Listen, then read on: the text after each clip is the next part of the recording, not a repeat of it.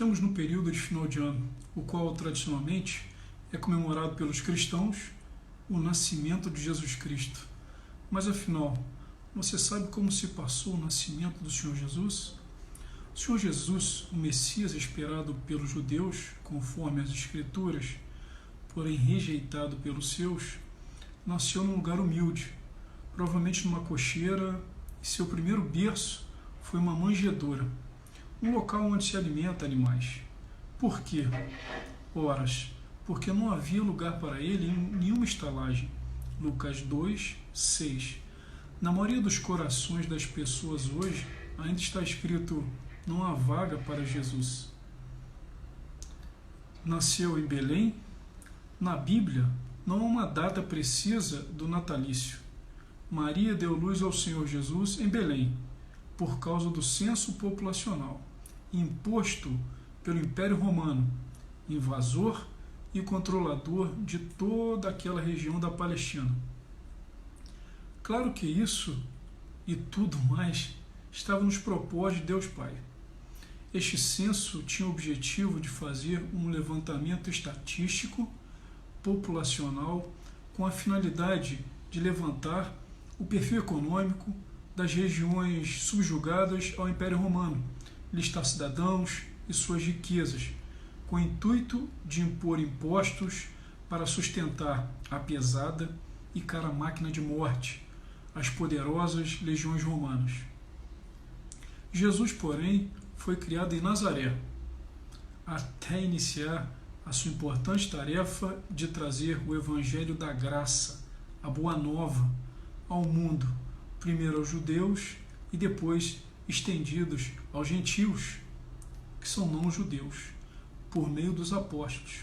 Romanos 1, 16. Ele nasceu nesta pobre região e neste lugar para cumprir as Escrituras Sagradas e a profecia da vinda do Messias, Miqueias 5, 2, Evangelho de João 7, 42.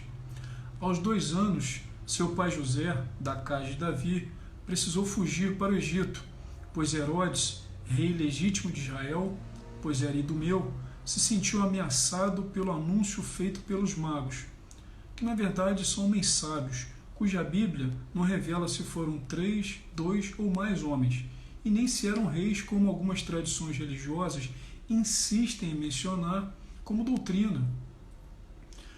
Magos do Oriente, que o rei dos judeus havia nascido. Para eles foi anunciado. Herodes tentou enganar os magos do Oriente, porém um anjo de Deus os avisou em sonho para que não voltassem a encontrar Herodes. Jesus, nosso Senhor e Salvador, diferente de muitos textos e vídeos que vemos circular por aí com um apelo progressista, nunca questionou a ordem estabelecida pelas autoridades.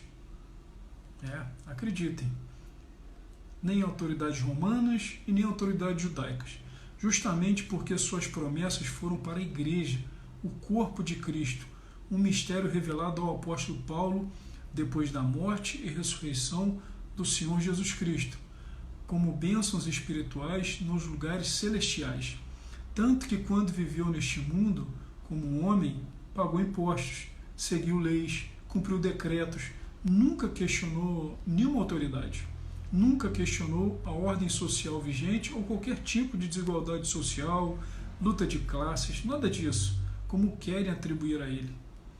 Jesus foi tão legalista, cumpridor de leis, que aceitou sua condenação à morte na cruz como um cordeiro silencioso para suportar todo o juízo divino no madeiro, cruz maldita, por nós pecadores, cumprindo esta tarefa dada por Deus Pai em estrita e perfeita obediência, e somente Ele era capaz disso, pois para salvar nossos pecados, somente um cordeiro sem mácula, perfeito, sem pecado era capaz.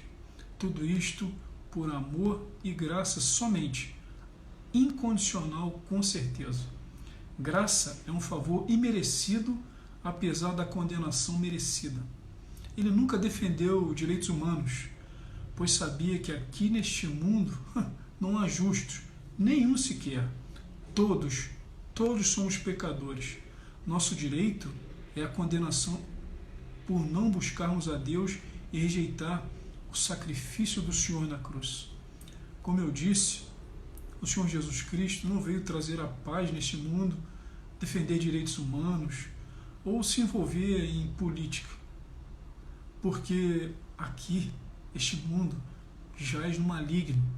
1 João, capítulo 5. Haverá o tempo da sua nova vinda, mas já será para condenação e juízo. Mas antes dessas coisas acontecerem, todo cristão genuíno será arrebatado e encontrará com o Senhor nas nuvens, e isso a qualquer instante, num abrir e fechar de olhos. 1 Tessalonicenses 4, 16, 17, 1 Coríntios 15, 51, 57. Ele não criticou os linchadores, mas sim fez pecadores refletirem se tinham direito de apedrejar uma mulher adúltera, tão pecadora quanto aqueles que clamavam por justiça e que desejavam matar a mulher conforme era prescrito na lei mosaica. Apedrejamento até a morte. Ninguém a apedrejou, porque sabiam que também eram pecadores. Evangelho de João 8. Jesus não os proibiu de nada. Não a mataram por consciência. E ele veio justamente morrer na cruz para livrar o povo desta lei que era impossível de ser cumprida, dados os nossos pecados.